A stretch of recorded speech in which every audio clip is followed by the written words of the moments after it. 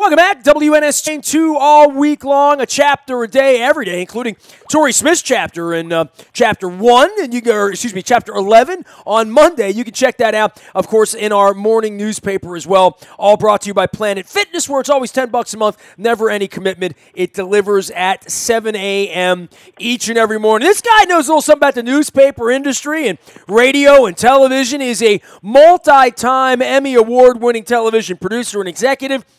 He is our longtime friend and insider media examiner around here. And Jim Williams, before I run off to Minnesota with my Long Johns on next week and broadcast from the media universe and center there of the Mall of America, I would just say this whole NFL is in demise and going away. Certainly hasn't felt that way during the playoffs, has it, huh? No, not at all. I mean, if you're a football fan, you have to like the drama and certainly the entertainment, at least even the last 2 weeks, frankly.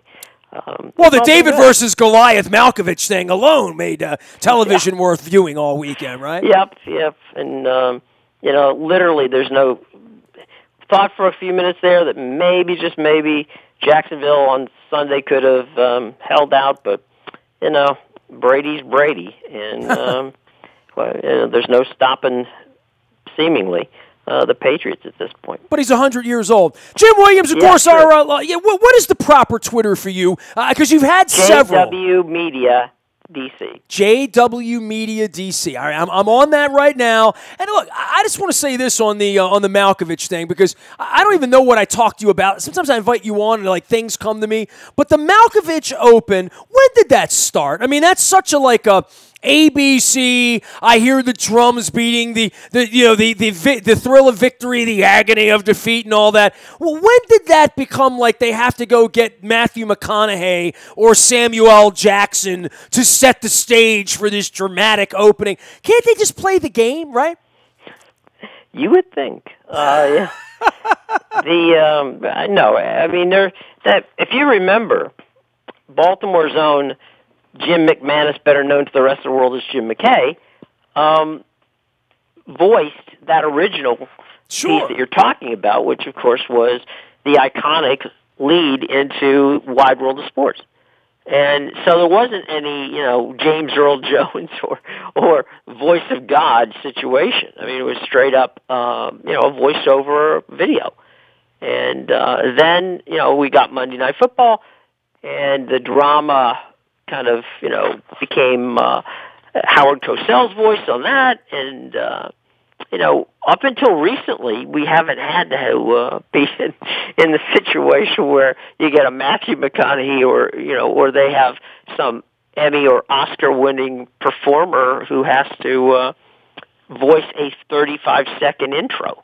Spanning the globe to bring you the constant variety of sport, Jim Williams. Jim Williams is here, of course. He lives here in Baltimore. He is a Baltimorean, even though his Twitter handle is JW Media DC, longtime TV insider and all that stuff. So from the NFL perspective and ratings and how many television sets will be on and who's got the chippy dip, it's Boston and it's Philadelphia, right? Outside of New York, and I'll throw Chicago in there, I don't know that there's anywhere where sports is a bigger deal, from sports radio to tabloid newspaper to journalism to Twitter to for sports and teams and agony and long-standing, especially for the Red Sox and their long-suffering fans. I mean, let's be honest, Jim. The Eagles have been at this a long time. They've never won. It's a great story, and there's the Brady thing and the backup quarterback thing, and from our angle here, tons of ex-Ravens. I mean, I'll be hanging out over at the Eagles complex next week in Minnesota, and very familiar with the Jim Schwartzes and the Torrey Smiths, but this is a big media story because there are no bigger sports media entities than Philadelphia and Boston. No, and to your point, there's probably not, I'll say, and we're talking across the board now. We're not talking just football, just any specific sport. There's probably not a better sports town in this country, and God knows I can't believe I'm saying this, than Philadelphia and Chicago. Those are the two. If you look at ratings, if you look at attendance, if you look at everything across the board, they are there, and they don't have to be winning championships, and they don't have to be, even competitive at times. That people in Philadelphia represent. There's no question about it across the board. Good, bad, or ugly. Well, it's incredible because, I'll have Eskin on next week and Baldy and all my Philly friends are going to be coming on this week, next week. Right. People are going to stop by. It's going to, I'm trying to get the people that I know aren't stopping by to come on this week because I'm going to be on Radio Row and I'm not going to be doing the phone thing next week because I'm going to have so many guests coming by. Sure. But, Eskin, joins me all the time, and we're, no one gets along with Howard, but I do. I like Howard. Howard's good. I like the curmudgeon of Howard, and I like that he dresses nice. But I would say this for Eskin. 2 years ago he would come by and his head would be hanging, and I'm like, wait, Phillies are no good, and the Sixers are the worst team, and they're tanking, and the Flyers can't get up, and the Eagles can't get out of their way, and this is before Villanova, right? Vacation program, right? Right. And it does suck when all your hey, I'm about to go through that right now. There's not a lot of hope here for the Ravens, certainly not for the Terps, and certainly not for the Orioles right now. So as a guy who's done this my whole life in 3 decades, it sucks when your teams are no good. But this Eagles thing kind of happened pretty quickly, though, I think, for that market. Yeah, it's a feel-good story. They have come back from what Chip Kelly put him, basically 5 years behind everything else. I think that what they're doing now is entertaining. It's it's only against the Patriots could people around the country rally behind the Philadelphia Eagles. That's going to be the storyline, right? Yeah. The storyline is everyone hates Philadelphia. Anybody that's ever been to Philadelphia hates Philadelphia. Philadelphia's awful. I don't. No offense to anybody. City. Let's be fair on that. No offense, but yeah. It's awful. I grew up. I've been going up there for 40 years for concerts. I get in, I get out. Sometimes I get a cheesesteak. I've had my car busted into and all my stuff stolen in centers. I've had all that go on in Philadelphia, and I've sat in the upper deck and had my wife called a whore for 4 quarters. I've done that. I know that drill. I did that a couple years ago. I hear all that, but somehow they're going to be the good guy. And I think for even all of us who hate the Flyers, Phillies, Eagles, whatever it is, everybody's got an Eagles fan on their street or in their closet or around the corner or whatever.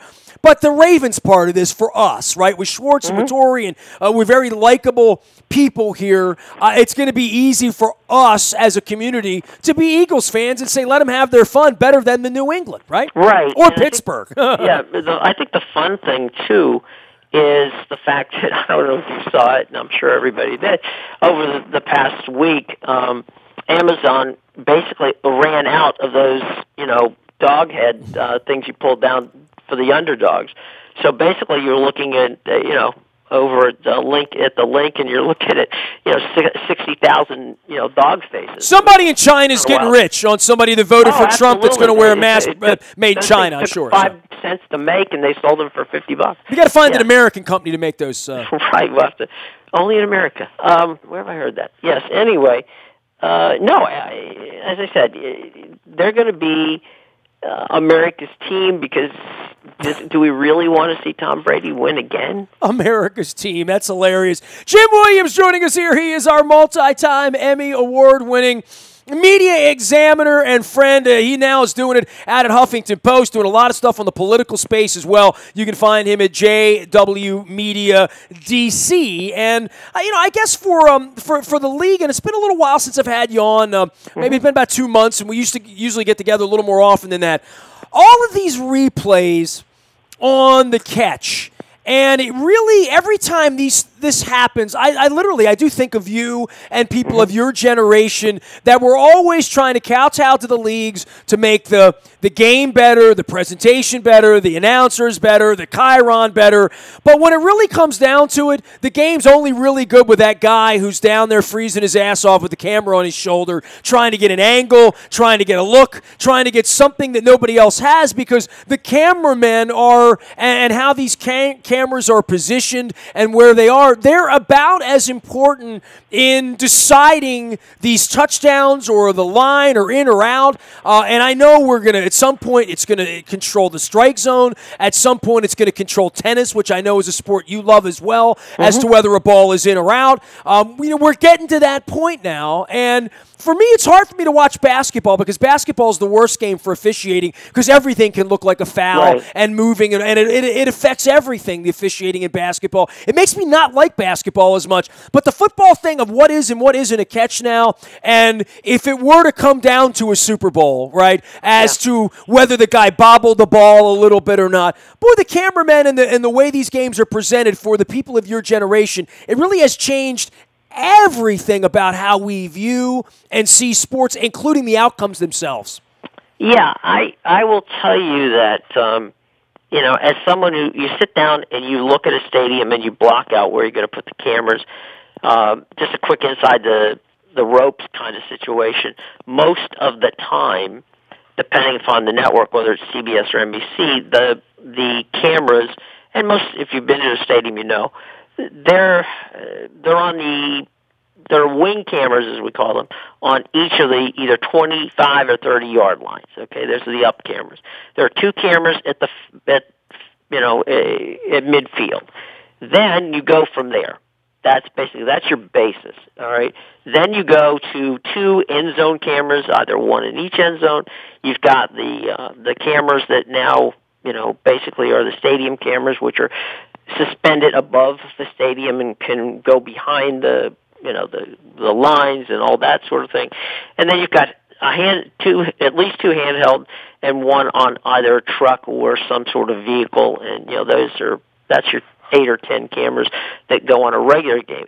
Times that by 2 on a Super Bowl, you got 25 to 30 cameras. You probably have more that will be just in replay alone, and basically you may never see them, including things like the pylon cameras and the. Well, that's how a game when Alabama plays Auburn is different than a game when Towson's playing whomever, New Hampshire, right? Mm-hmm. And to be honest with you, we actually I was doing a Big Ten game, and it was the first time we ever were asked. It was Illinois and Purdue, and there was a play with regard to did the guy get the shot off, before the clock went. And we literally, it was the first time they ever used replay in an NCAA college basketball game to decide whether or not a shot was good or not. And then Pandora's box opened. With it, to be honest with you, I'm sitting there going, this is we're playing it back, but understand the clock you're looking at is the clock we have on the screen. Whether it's supposed to be synced to the real clock, but I don't know. And they're like, oh well, we're gonna make that decision anyway. So it's I can honestly tell you, the people in the truck, directors, producers, all that, it's all there. I mean, the cameras are all there, the replays are all there. But at the end of the day, that's all now sent to New York. But it's nerve-wracking to know that if you're a camera guy or if you're a director or producer, that things you do could, in one way or another, as you rather well put it just a second ago, affect the outcome of the game, because your job is there to cover it. It's not to affect it.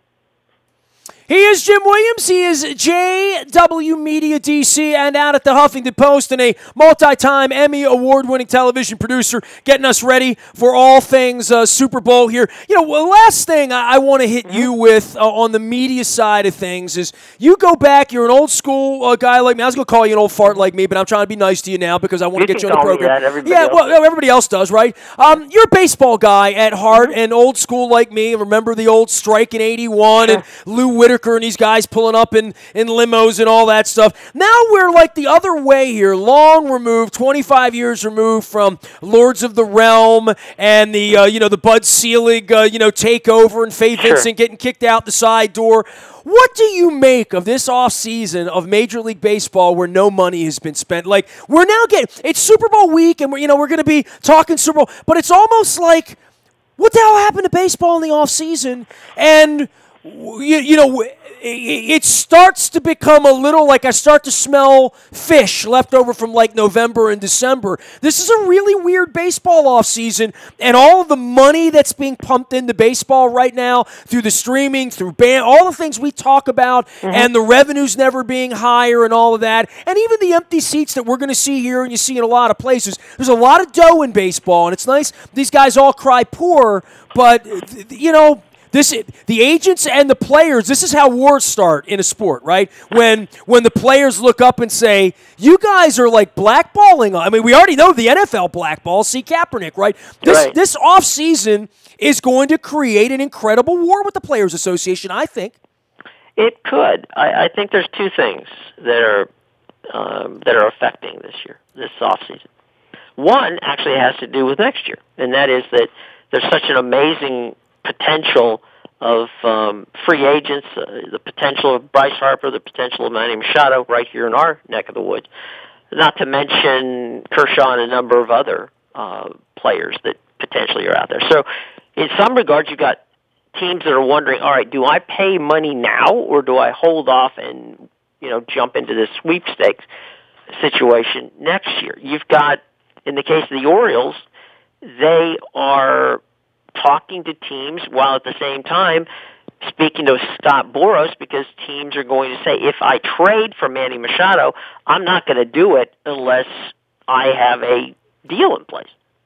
Because, you know, I'm not giving up. Hey, why the Indians sending us Kipnis to rent Manny Machado for 6 months? I mean, you know, at this point, it doesn't make any sense. And there is a part of the nerdier you get with baseball and all of this, and knowing that all of these organizations think differently, right? Like about analytics and about profits and about, I mean, look at the Tampa Rays right now. If you're down there, how can you think, and I know you have an affinity for that market, how can you think you're ever going to be any good again, except to look at the Houston Astros and say, well, they did it. But at some point, you know, the money that is poorly spent, the Chris Davis stuff, and the Ubaldo Jimenez makes a crazy old 88, now however old he is at this point, not want to spend that next nickel again. And in all these other markets, they can all say, well, we're rebuilding. Or if you're Kansas City, you can say, well, you know, Hosmer, Moustakas, can't you come back? You come back. If you don't, you don't. We'll move on and we'll sell Royals hats and try to figure it out because we're making money and we don't want to give it all to our third baseman. Well, I think, you know, look at this. All right, from just from television, okay? If you take the $52 million per team per year that comes from the national contracts, and you average out that, we'll just say for the sake of argument, although it's probably higher, let's say that $35 million, right, comes in from local television on average. You're looking at, you know, right at the $80 million mark before you ever sell a ticket. That's the money from television alone, local and national. Well, it also helps if you're Angelo, so you're getting all the money from both teams too. So yeah, no, I'm just looking at league averages. I'm not looking at it. But what is stunning to me, okay, is you can have the Nationals pay Scherzer $210 million. They paid, I think it's 160 plus, you know, something in that ballpark. In an extension into Strasburg, they're in contract conversations to extend Harper, and you've got Baltimore, who's making twice as much as the Nationals, aren't even talking to Machado or Scope. Yeah. Yeah. I mean, I find that I don't understand, you know, the crying poor here. You know, but it's going on everywhere. This isn't a Peter issue. Yeah, no, they don't. Outside of the Yankees and the Dodgers, the Angels, I mean, nobody's moved a whole lot here this offseason, have they? No, but if you look at it, Nestor, the last couple of years, right, there's been a lot of February signings, and a lot of people taking a 2-year contract or a 1-year flyer or something like that. Hey, it's amazing to know what would have happened to him if Peter just would have said no. If Peter just would have said, I don't think so. We got Trumbo. See you later, right? Like, if that would have happened, what deal would he have gotten and from where? You know, I mean, it really is already a pretty closed shop in a small market. As much as we go back to Steinbrenner being crazy and running around 40 years ago. A lot of that has stopped in a lot of places for a lot of reasons, including here where, the spigot was off. But, I don't know that winning is all that important to most of these owners when they can say, we'll win later. We're building a little something here while we lower our payroll because we're trying to be the Astros or the Royals. And if you get there, great. And if you don't, you make a lot more money than giving money to Ubaldo Jimenez or Chris Davis. Peter and that new group did in Miami. I mean, they're literally gutting it, selling everything off. I mean, Christian Yelich is the only person left, and they're trying to deal him. And they don't care because the revenue's already coming in, and they can say, well, we got this kid at A-ball who's going to be in the rotation in 2020. Come back and see us then, right? Right. I mean, literally. Jimmy, it's always good to catch up with you, man. It's the eve of Super Bowl and the media madness. I need my media examiner here. Always a pleasure to see you. Tell me what you're doing at Huffington Post and plug your politics and do all that, too, because JW Media DC is the way to follow Jim Williams. But you're very involved moving from sports and from television into the political space. I've got, basically, I handle politics, streaming video, and sports. I do 3 podcasts that are doing, fortunately, well. Stream On, which basically talks about streaming video and what's going on. We had folks from ESPN on recently. We're having folks on the BBC this time around. Politics, it's a politically incorrect podcast. I'm about to do a thing with Chuck Schumer in about 15, 20 minutes about the upcoming what is going to happen. Yeah, I'd say you should have me on your podcast, but if you got Schumer, go with him. I mean, he's a better guest than me. He's a better guest than me. He really is. Talking about how do we go forward here? And then, let's start by opening up the government. Let's do that. Yeah. I think we can all agree we should have an open government, right? That's always a good thing. Yeah, I think so, too. So many people in our neck of the woods that work, in the government. We'll see how that works.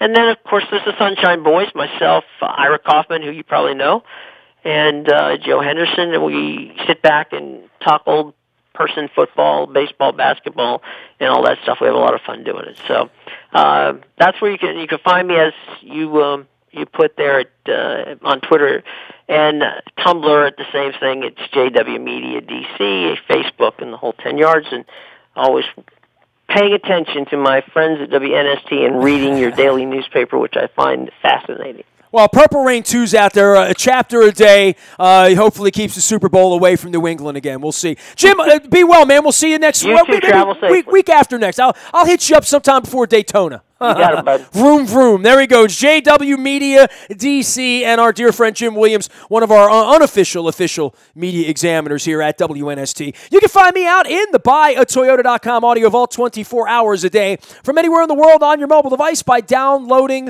the TuneIn Radio app. We do come in crystal clear from anywhere in the world. The morning newspaper, plugged by Jim Williams, comes to you at 7 a.m. each and every morning digitally. It's all brought to you by Planet Fitness and PlanetFitness.com, and we do have a chapter a day of Purple Rain 2 in there. Go check out that Torrey Smith chapter. I love chapters 7 and 8. The Joe Flacco and Joe Douglas chapters are my favorites as well, so you can backcheck, find them. If you didn't buy the book, it's online, it's free. I appreciate everyone throwing me some nice words on the 5-year anniversary of our little fun down in New Orleans, and I'll be freezing my ass off in Minnesota next week. Luke and I are going to be broadcasting from Radio Row. We'll be on the Mall of America property. 7 glorious days and nights, and it won't hit 32 degrees Fahrenheit, I'm sure.